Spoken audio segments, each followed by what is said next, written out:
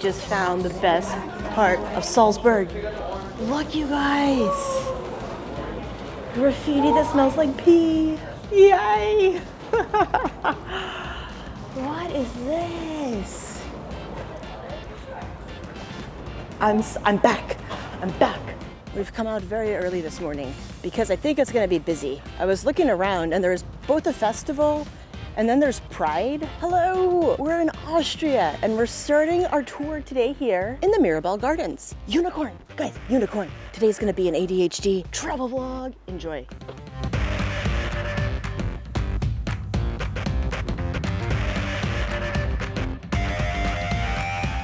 I see another statue. So when I came here, I wasn't really sure what to expect. So I just Googled some stuff up last night when I was having dinner. And I expected to see a bunch of stuff of Mozart, but I didn't expect to see all of this stuff. Over here we have the Salzburg Museum. Under there's a bunch of Roman artifacts and old Roman roads and all sorts of stuff from the Roman times. Now when the Romans were here, they used Salzburg as a trading town. And they kind of took it over from the Celtics as they did a lot of stuff, like London, like everything else they took from us. But Salzburg actually means like salt city, salt town. And there was a salt trade that came through here. And so likely we're standing, the Roman emperors said, I have no idea what we're walking into. And I love it and we're going in. What? Look at these org charts. Game plan. We're gonna go into this Dom Quartier. I think I'm into Carsway. Zoomy. Look at walk. So this whole place is UNESCO protected, which I had no idea. So it's all baroque. I've heard it compared to, I didn't hear it, I read it on Google, that Google reviews were comparing it to the Vatican Museum. So let's go see what this all thing is about. So this museum was pretty strange. The staff didn't seem like they wanted to be there working, and there was a bunch of cool UNESCO protected art from a lot of different painters. They also had 17 million stairs in there, and these are like baby little tiny steps. Oh yeah, these are the cool paintings. Okay, now we're done with the prestigious art. We're gonna go see the Museum of St. Peter's Abbey, which is why we really came here. So we went down a bunch of stairs and through a series of various doors. And somehow the buildings connect. DJ booth. Church is beautiful. It's all baroque. We walked all around the church and just admired like the art and the architecture and all of that sort of stuff. And then someone got this great idea that, oh, there's probably a crypt. So I went down in there. And then what we found out in the crypt is that it was built in like 1000. Yeah, the year 1000. So basically, as the Vikings were attacking Scotland, trying to take over the Hebrides, that's when that was built, at the middle of the whole Crusades, which is pretty epic. So down there, it was a crypt for like 500 years. It wasn't until like 1960s that it was recently excavated and everything is down there. So right now it's still active. There are still contributing members to the church that are buried there. So yeah, that's cool. That's a really pretty church. And then I finished viewing the rest of the museum, and there was all sorts of gold and random very rich stones and all sorts of stuff behind really weak gold bars. And this cute little cathedral that someone used to pray in a lot. I thought it was really pretty. And then a bunch of artwork, like artwork everywhere, on the ceilings, on the walls, random clocks. It was so cool. I mean, look at this hallway with no one in it. It was great, but no air conditioning. So far, this museum is very, very strange. Between there being no air conditioning and the staff being grumpy, probably because there was no air conditioning, I just had to get out of there and go into normal exploring mode. Let's go!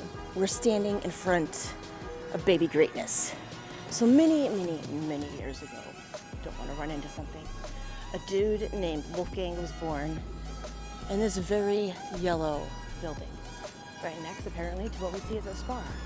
So we're gonna go see and learn a little bit more about Mr. Wolfgang Amadeus Mozart.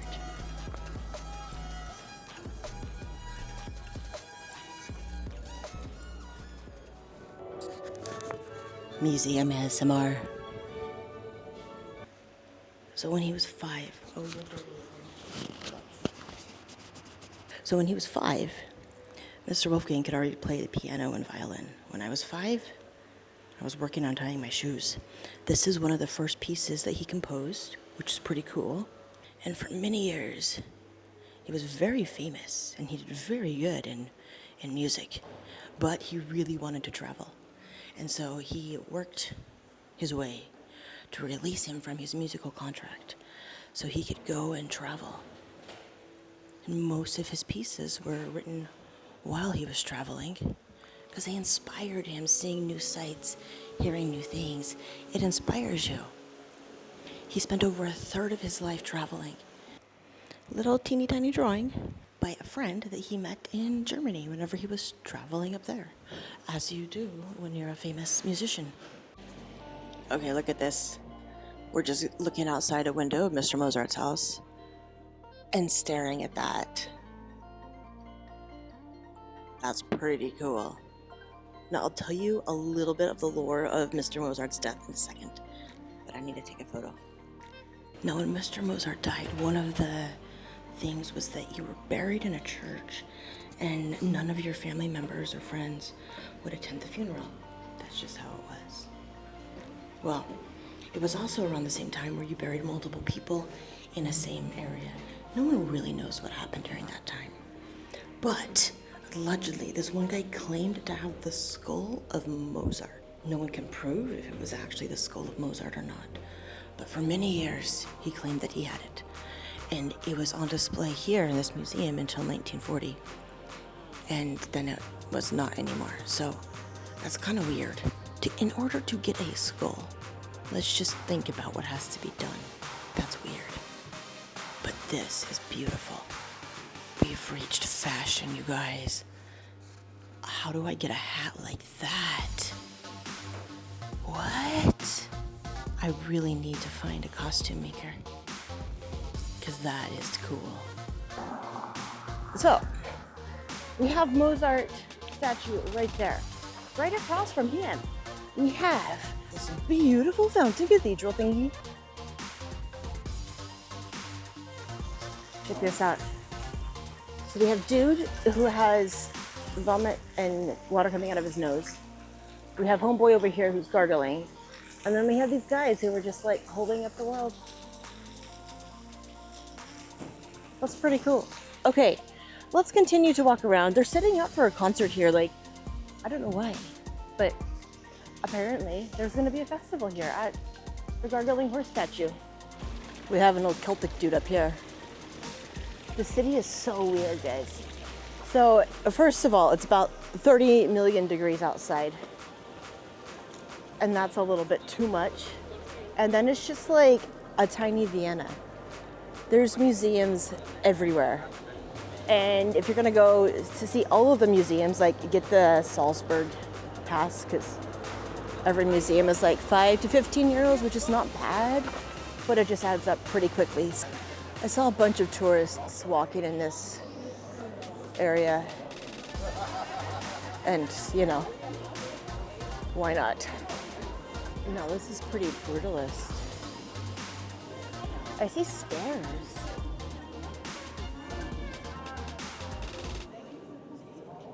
Think we can go up? I think so. Why not? I mean, I see someone coming down.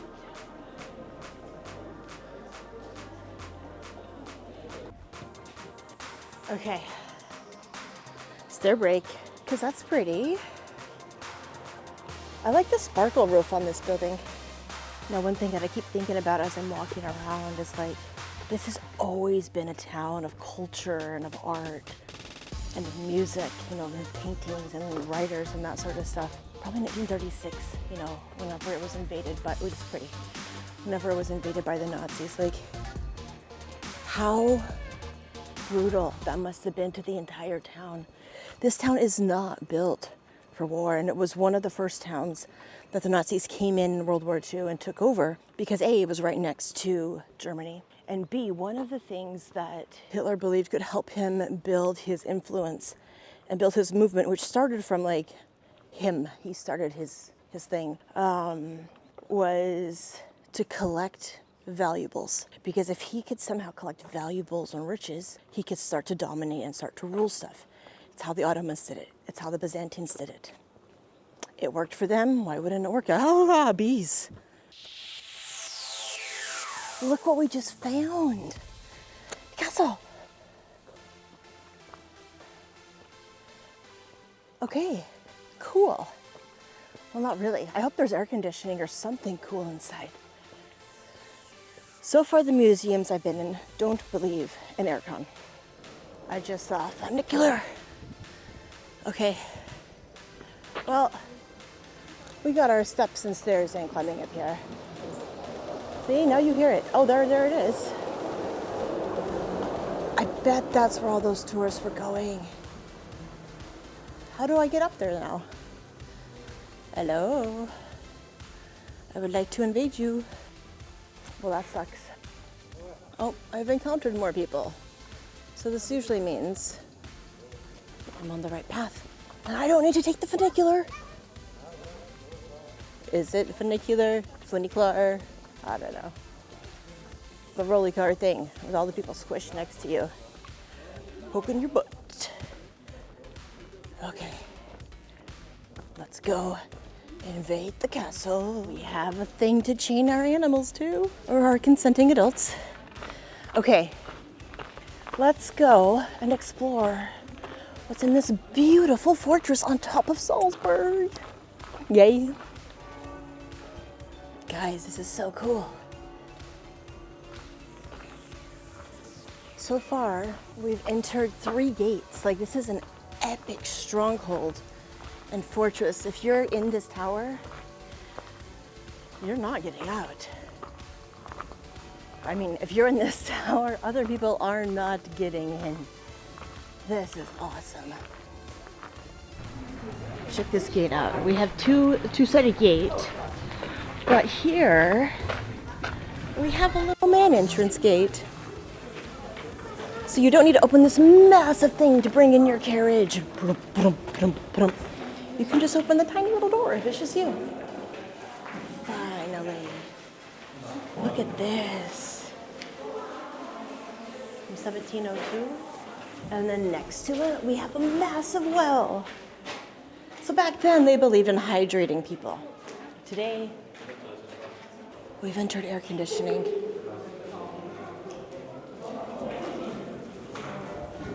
This place confuses me. And this turned out to be some sort of a marionette museum, I think, and we were supposed to pay a fee, but no one was there to take our fee, so I just kind of walked in and looked around. And there was all sorts of marionettes from different times and different places and all sorts of things to touch and get COVID and a bunch of different other diseases. So yeah, that happened.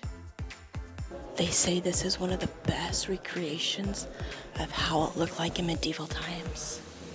Now, this part of the castle had been restored to how it looked like in medieval times, and it was so cool. Everything smelled of cedar, and there was this huge heater made of all sorts of pretty stuff on here. And all of the intricate detail that you see on the walls was not painted gold, it was actually real gold on how it was lived here. See, there was an archbishop who was the prince of the place, so he had both royal money and prince money, and all of that went into decorating here. And it was pretty epic and a little bit overdone, but hey, that's what you do when you're archbishop prince and you have all of the money from both the church and the people. Game on, bro. Game on. And to continue with medieval lore, there was like this church built in the year 1000.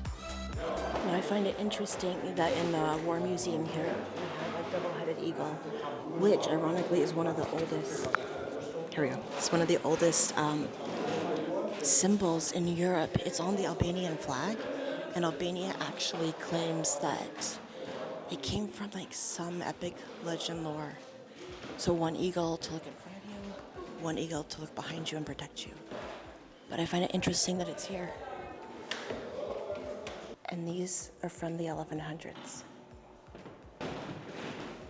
Check out these arches. It's like there's jelly beans on the wall. More medieval stuff. This is even older than Viking King Håkon. You didn't think you'd get rid of the Viking lore yet, did you? So in this area, because it's built on a natural hill, it's just like stuff on top of stuff on top of stuff. So the more archaeologists, the more those people excavate and dig deeper, they find more and more cool stuff. What we don't have to dig is finding all of these cool statues just like on the side of the buildings. Okay, let's go in this door and see what's in here. No, I wasn't sure I was really supposed to be in here, but the door kind of looked open. And hey, puertas abierto! And check out the inside of this. It was so pretty. It's like someone's private chapel, I think, and the smell of this. Okay, we've walked to the cash bar, and now it's time to go see how busy this town has become. When I was coming up here, it was like getting pretty busy, and I'm kind of curious. So we're gonna go do that. And there's something that Google said that could be cool. Oh, what's that? Oh, a distraction door, but it's closed. Only for some. Okay, let's finish going down here. And then, puertas abierto. This is where the fire would have been. So on the other side of this, there would be some huge ornate fireplace. Okay, we're gonna walk back to town, and I will see you when we get back there. I'm gonna show you how. Oh, come with me now. I'm gonna show you how. Okay, so I definitely came up the harder way. There's beautiful stairs on this way and a beautiful scenery around us. Just look at that. Well done, Austria. Well done. So on the way back into town, I saw this gate that was open, and I went in because it looked like there was a cemetery there. I've never been into an Austrian cemetery before, and it was different than any other graveyard I've seen. The graves were decorated so beautifully, and a lot of the gravestones were like blacksmith in metal and this gold decoration. And there was chapels all over the place that had even more gravestones in there, which was really cool. And throughout the entire cemetery, we weren't supposed to talk, which is why you don't see me narrating there. And then we went into the catacombs. Okay, this is audio that you'll hear as we go in the catacombs. So as we're going in the catacombs, what we can see is a bunch of what used to be marble floor. One thing that you'll see here is like this whole wall used to be probably a fresco, and where it's divoted in, this is likely where people were trying to steal parts of the holiest part of the mural, of the crown of the Christ and of the eyes of the other saints. There's some mystic lore that if you eat the paint, you'll gain eternal and magical powers. And then this other room, it got really loud and people were just talking, which you're not supposed to do if you're a tourist and you're watching this. Don't talk when it says be silent. So let's go see what this other establishment is. It's another quiet one. So you'll hear from future me after present me goes and looks at it. Really like the places that we see in here where you can see like the old medieval paintings around it and how they've kept those quite a lot. The rest of the cathedral, super beautiful, very quiet, very peaceful. And this one had incense burning somewhere, so it smelled really, really, really good. I don't think I've seen that much gold in my life ever. And we have a hunger problem. That's all I'll say about that. Guys, I just did a giant circle and I feel massively accomplished because I did that all without Google. Okay. Let's go find our next museum establishment. So I walked all the way through town, and after having already about 30 kilometers under my feet, I was tired. Okay, I think now it's time for us to go and hear about some more new religion. So let's go in this building that's in a weird part of town and enter this door. I'm so excited. Old religion to new religion. Entree. Now, this was one of the most strange museums I've ever been in. It's like someone who wanted to go into Burning Man, doing a Bible exhibit, creating something that I don't think would have gone past any health code. It was great, and the guy who owned it was great and gave me all of these maps because people kept getting lost. We're crawling around. And so I crawled all throughout the museum, kept getting lost, and it was awesome. The tour ends off with all sorts of gods from other countries, which I think is super cool way to like end a Bible tour. Just like, yeah, that's one of them, and here's some other ones that people have. These gods have boobs. This god sings and dances. Nature would approve. But God is a God who does not dance.